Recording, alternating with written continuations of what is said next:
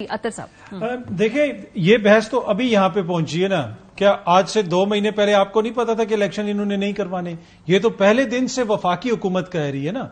ये तो निगरान हुकूमत तो पहले दिन से कह रही है कि जी हमें जब कहा जाएगा हम करवा देंगे, हम तो तैयार हैं। निगरान हुकूमत चाहे इधर हो चाहे वो केपीके में हो, पहले गवर्नर साहब डेट नहीं दे रहे थे, और अब जब डेट आई उसके बाद जो हुकूमत का रवैया वो आपके सामने वो कह रहे हैं कि जी चंद अरब रुपए हमारे पास नहीं। और आज की खबर है कि इन्होंने 129 अरब रुपया जारी किया तरक्याती फंड्स में और 50 अरब रुपया इस साल एक्स्ट्रा दे रहे हैं। तो मसला ये है कि ना पैसे की कमी है, ना यहां पे किसी और चीज का इबाम है। ये बिल्कुल देखें, ये हम अवाम के शऊर की तौहीन कर रहे हैं। इवन ये चीज डिस्कस करना ना कि ये जनाब ये है तो पार्लियामेंट ये कह रही है, वो सुप्रीम कोर्ट ये कह रही है। क्या आजकल के दौर में अवाम इतने नाइव हैं, इतने बेवकूफ हैं, उनको नहीं पता कि जब एक मुल्क का वजीर दाखिला खड़ा होकर कह रहा है कि लगा लो जोर जितना लगाना है, वो ये किसको कह रहा है? इनका जोर लग रहा है आइन के ऊपर। ये चीजें तो देखें बिल्कुल क्लियर है। 90 रोज में आपने इंतखाबात करवाने थे, आपने इंतखाबात पहले दिन से आपकी ख्वाहिश थी कि हम इंतखाबात नहीं करवाएंगे। तो दूसरी तरफ आप जो कश्मीर में कर रहे हैं वो भी आपके सामने है। तो इस हुकूमत की ये विल है कि हमने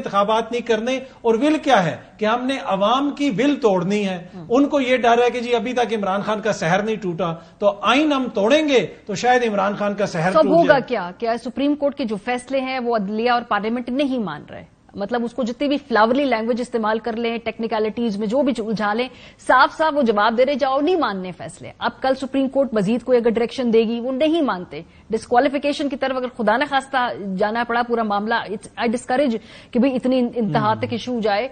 वो कहते हैं हम नहीं मानते इस फैसले को, तो जो फैसला आएगा हम नहीं मानते, फिर क्या होगा? देखिए यही तो इंतहाई खतरनाक सूरत हाल है। फिर तो पाकिस्तान की रियासत किस तरह फंक्शन करेगी? आज तक कोई आपने ऐसी हुकूमत देखी, इवन कि ऑपोजिशन भी देखी हो, जो ये कहती हो कि हम सुप्रीम कोर्ट का फैसला नहीं मानते या हाई कोर्ट का फैसला नहीं मानते। यहां पे तो जुल्फकार अली भुट्टो को फांसी दे दी गई, मियां साहब घर चले गए, यूसुफ रजा गिलानी साहब घर चले गए। 90s के अंदर बहुत सारे लोगों की मंशा से जब असेंबलियां तोड़ी गई तो सुप्रीम कोर्ट ने बहाल कर दी, तो मियां साहब की हुकूमत दोबारा चल पड़ी। ये सारे फैसले माने गए ना। ये पहली दफा ऐसा एक सियासी इत्तेहाद आया है जो ये कह रहा है कि हम सुप्रीम कोर्ट का फैसला नहीं मानते, चाहे जो मर्जी हो जाए, इन्होंने नहीं मानना। फिर ये होगा कि फिर रियासत इस तरह फंक्शन नहीं कर सकती। आज हम एक इंतहाई खतरनाक दौर में खड़े हैं, इसलिए कि आगे खान साहब की हुकूमत आएगी, किसी और की हुकूमत आएगी, फिर तो ये रास्ता बन के आप खड़े हो, आप करवा के दिखा दें इलेक्शन, आप इलेक्शन करवा के इलेक्शन कोई करवा के दिखाए, कोई भी करवा के दिखा दे। ये तो बस आज ऐसा एक हम उस दोराए पे खड़े हैं कि यहां पे हमने फैसला करना है कि हमने मुल्क को, आइन को, रियासत को बचाना है या चंद खौफजदा लोगों को बचाना है जिनकी बुनियादी खौफ ये है कि हम इलेक्शंस में जाएंगे तो हम हार जाएंगे। डेडलॉक तो है अबू जरा बेकी, जो एक और तजवीज है जी कि मुज़ाकरात हो, यहां से सूबाई असेंबली के इलेक्शंस थोड़े आगे जाएं, क्योंकि ऑलरेडी 90 दिन की तो डेडलाइन वायलेट हो गई ना। गलत हुआ ऑब्वियसली, लेकिन अब इसके अंदर से जो पॉलिटिकल सोल्यूशन निकालने की कोशिश की जा रही है कि कौमी असेंबली के इलेक्शन कुछ माह पीछे आए, सूबाई असेंबली के इलेक्शंस कुछ माह आगे जाएं। अब पता नहीं कानून के या आइन की कौन से शिक के तहत कोई दरमियान का रास्ता निकलेगा, क्या उसको आईनी और लीगल कवर होगा या नहीं होगा, ये आप हमें बताएं। देखें, अगर नागुज़ीर वजूहात की बिना पे इलेक्शन डिले हो जाता है तो या कोई भी आईनी जो एक बंदिश है उसको क्रॉस कर लिया जाता है तो आर्टिकल 254 उसको प्रोटेक्ट करता है।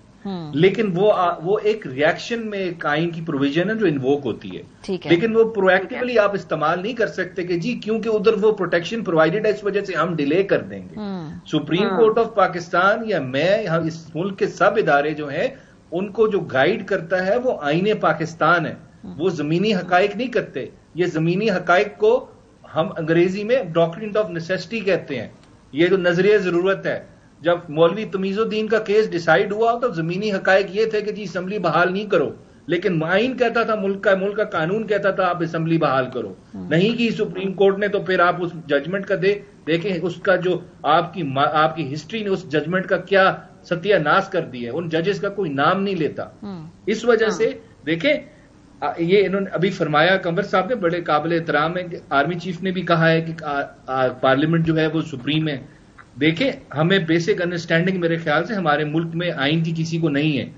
अगर आप जूरिस्प्रूडेंस आप पढ़ लें, हमें वो गाइड करती जितनी डेवलप हुई है पिछले 70 साल में, और साथ भारत में हुई है, अमेरिका में हुई है।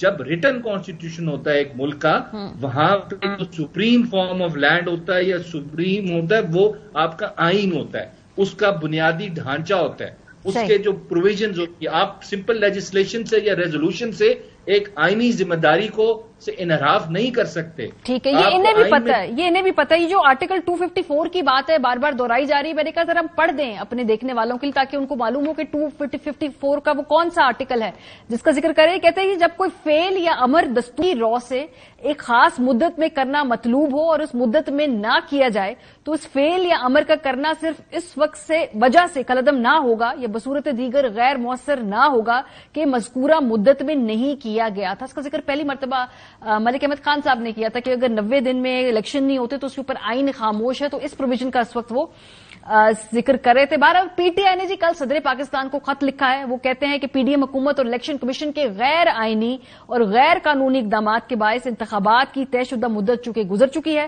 پنجاب اور خیبر پختونخوا میں دونوں نگراں حکومتیں اپنی آئینی مدت مکمل کر چکی ہیں. دستور مدت میں توسیع کی اجازت نہیں دیتا ہے، اس لیے 90 روز گزرنے کے بعد نگران حکومت کو کسی طرح قانونی نہیں کہا جا سکتا.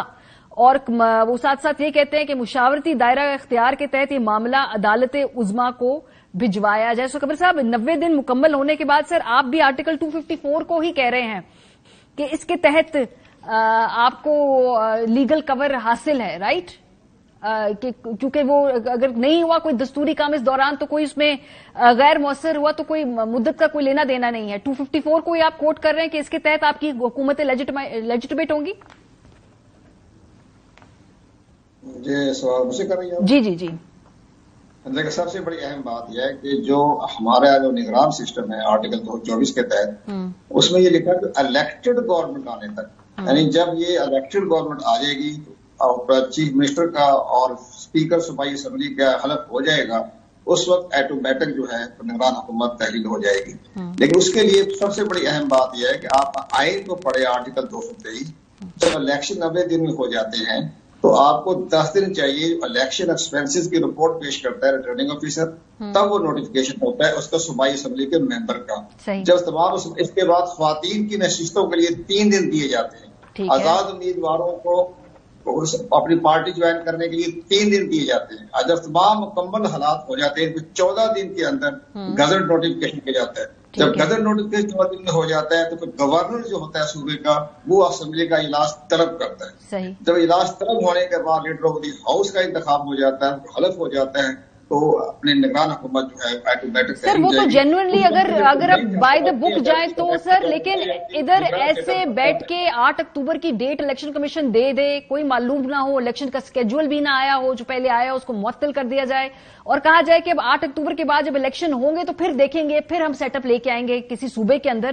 اس کی تو کوئی آئینی پروویژن نہیں ہے. یہ تو الیکشن کے بعد کی آئینی پروویژن ہے کہ جب تک حکومت نہیں بنتی، کیونکہ کئی دفعہ کئی ہفتے لگ جاتے ہیں وزیر اعلیٰ بنتے ہوئے، کیونکہ جماعتوں کے اندر خود ڈیسائیڈ نہیں ہو رہا تھا کہ کون سے کینڈیڈیٹ ہو. تو اس کا مطلب ہے کہ پھر جب تک جو الیکشن کمیشن ڈیٹ دے گا پھر تب تک رہیں نگران حکومتیں. جی ہاں، جس وقت تک نئی الیکٹڈ گورنمنٹ نہیں آ جاتی اس وقت تک نگران سیٹ اپ برقرار رہتا ہے. یہ تو کہتا آئین کے آپ آرٹیکل 224 کے نیچے پڑے آپ الیکٹڈ گورنمنٹ کے آنے تک. تو الیکٹڈ گورنمنٹ جب تک نہیں آتی نگران سیٹ اپ رہے گا. ہمارے ملک کے اندر بھی تقریباً آپ یہ دیکھیں کہ جب یہ 2008 میں الیکشن ہوئے تھے تقریباً 4-5 مہینے تک چلتا رہا کیئر ٹیکر سسٹم. اس طرح بنگلہ دیش میں چلتا رہا 3 سال تک. انڈیا میں تو خیر وہاں سسٹم نہیں ہے کیئر ٹیکر سسٹم کا، لیکن باقی جہاں کیئر ٹیکر سسٹم دنیا میں کہیں بھی نہیں ہے.